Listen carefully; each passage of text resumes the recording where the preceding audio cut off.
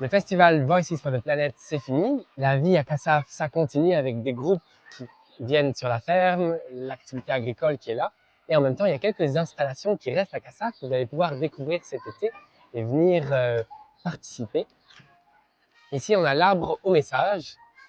C'est un arbre, venez, où on a mis sur cet arbre des messages d'espoir pour la planète. Vous pourrez venir les découvrir et éventuellement en ajouter certains.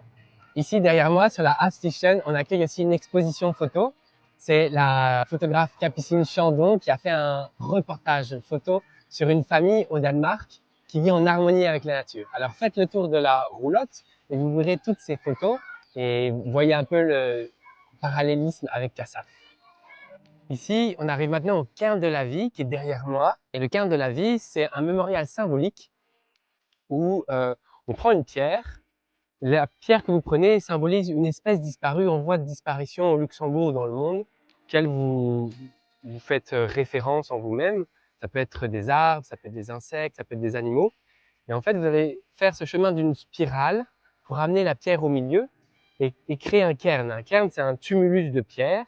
Et en déposant cette pierre, et donc toutes les pierres symbolisent des espèces disparues en voie de disparition, en même temps, en créant ce tas de pierres, vous recréez un habitat pour les insectes, pour les petits animaux, les hérissons, les lézards qui vont venir s'y réfugier ou trouver leur habitat. Et ici, on se retrouve dans la salle pédagogique de Cassav. Derrière moi, c'est une exposition qui est prêtée par le Musée national d'histoire naturelle du Luxembourg avec les abeilles sauvages qu'on a dans le pays.